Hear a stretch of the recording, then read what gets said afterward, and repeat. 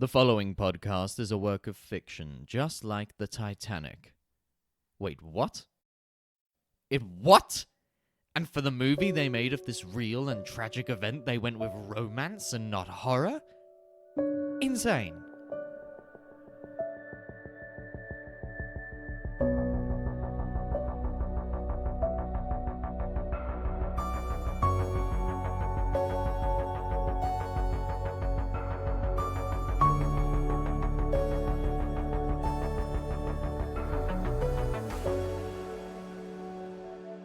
Hello, curious minds, and welcome to A Beginner's Guide to the Occult. I'm your host, Rebecca Morgan, and today I'll be addressing a topic that affects each and every one of us, and has done since the day we were born. That's right, today we'll be talking about star signs. There's been a lot of debate in and out of the supernaturally curious community about the relevance of star signs. Does the position of the stars during our birth really affect our personalities? And if so, to what extent? Is this topic really worth exploring? I always support a healthy amount of skepticism because the world is a mystery. Reality is nonsensical, and the people within it even more so. But space? Space is fucking wild, you guys. A limitless void with stars and planets and who knows what else. Not aliens, for sure, but other stuff. So yes, I think it is very possible that the stars have an effect on us, and it's certainly worth keeping in mind when interacting with people. Now, I would encourage you to do your own reading on star signs, but for the purposes of this podcast, I'm going to give you a quick rundown on each one, just to get you acquainted with the basics. Okay? Here we go. Aries, symbolized by the ram because they're headstrong, or possibly because they enjoy ramming their heads into things to assert dominance, one or the other. Taurus, pretty chill, but also likes stuff, shiny things, material possessions. This has nothing to do with their symbol, the bull. Keep that in mind, listeners. Sometimes the mascots don't make a lot of sense. Gemini, their symbol is twins, human twins. Sometimes the mascots are people. It's weird.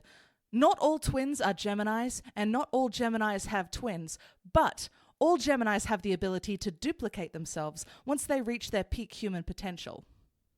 Cancer, the crab.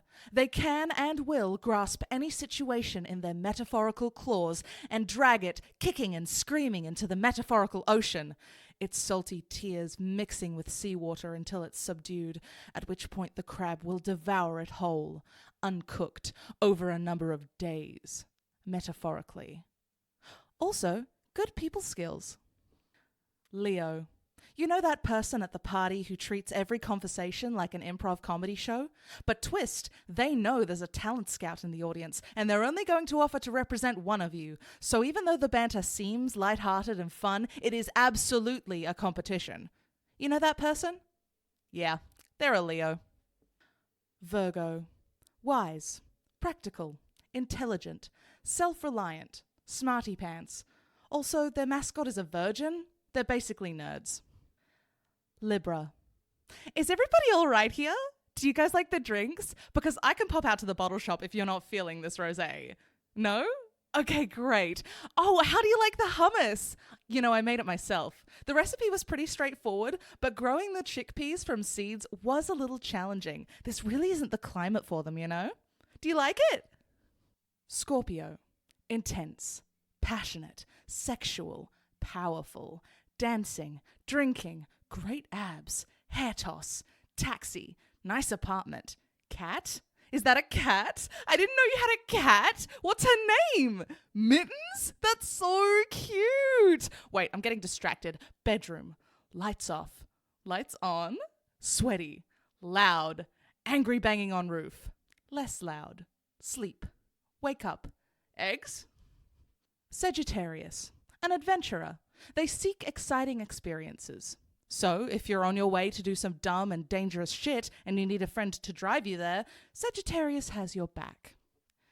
Capricorn, another nerd. They love knowing everything, but they're also practical, capable, and love sharing their knowledge. So, if you need someone to plan a dangerous mission, choose Capricorn. You just have to tell them they'll learn something useful by the end of it. Aquarius, A loving, free spirit who doesn't care what others think of them. Oh, you don't like my rainbow tie-dye dress and black studded belt combo? Or my shaved head covered in an intricate mandala tattoo that, when observed closely, is all just tiny images of Winnie the Pooh? Or the fact that I've shown up uninvited to this children's birthday party, cut the unicorn piñata down from its tree and flung it over the fence, screaming, "Be free, little one, be free!" No?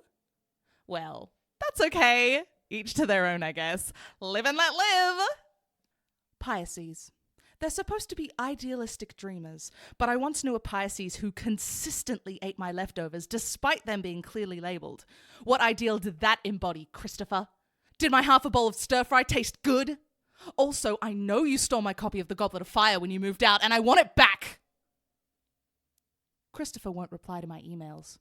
Don't trust a Pisces. Okay, now that you've all been briefly acquainted with each star sign, let's talk about practical application. The single greatest thing about social media is that you can immediately find out someone's birthday, and thus their star sign, pretty much as soon as you meet them. I recommend you do this and plan all your interactions accordingly. This planning may take some time and may result in you not leaving the house very often because you refuse to go to any social event unless you know the birthday of everyone present, but that's not necessarily a bad thing. I mean, look at me. I haven't spoken to another human being in 3 weeks, and I'm doing great. I've only cried twice today. Now, for my fellow ghost hunters, it can be really useful to find out the star sign of a ghost before investigating their haunt. Not only will this help you with communication if you're lucky enough to converse with the spirit, but astrological signs can have a significant effect on the abilities of a ghost. You remember that duplication thing I mentioned with Geminis? Well, that can make for some pretty interesting hauntings.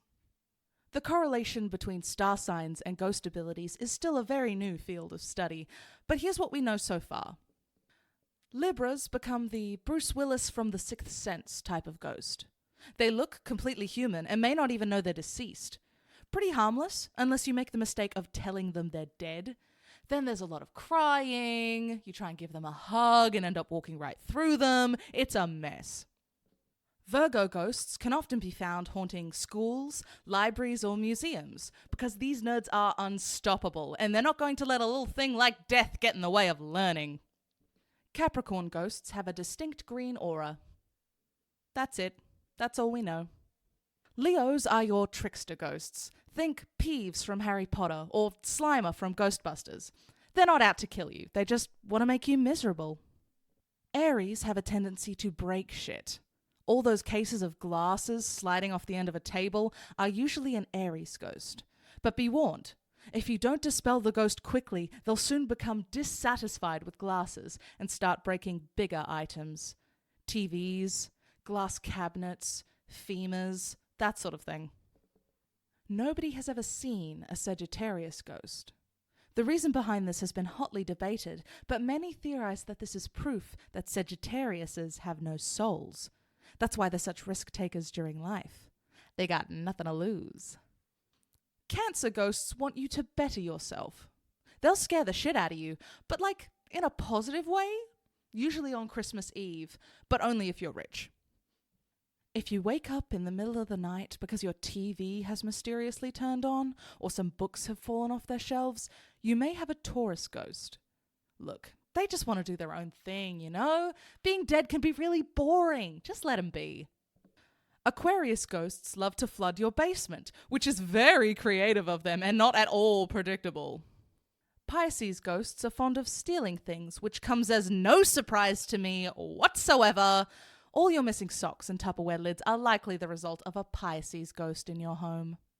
And finally, Scorpio ghosts seem to be very fond of lighting things on fire. Sometimes the fire is an illusion. Like, you wake up in bed and your wardrobe is burning and you scream, jump out of bed, grab a bucket of water, only to come back to find your wardrobe very much not on fire. But other times you get that bucket of water and before you can even leave the kitchen, half your house is burning and you have to take a deep breath and run through the smoke to get to the exit. That's as much as the research has uncovered so far, but I'll keep you updated on any significant developments. And that about does it for our introduction to star signs. I hope this was useful to you, and I hope you'll be able to plan out all your future human interactions in such detail that literally nothing comes as a surprise to you anymore.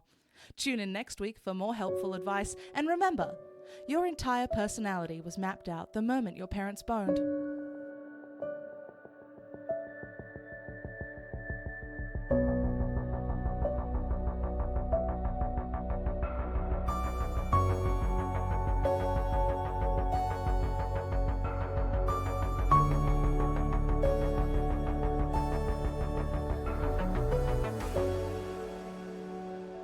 Hey everyone, thank you so much for listening. My name's Rachel Foucault, and you can follow me on Twitter and Instagram at Rachel Foucault.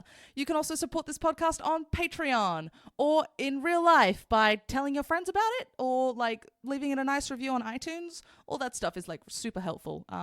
Yeah, do that. Love you. Bye.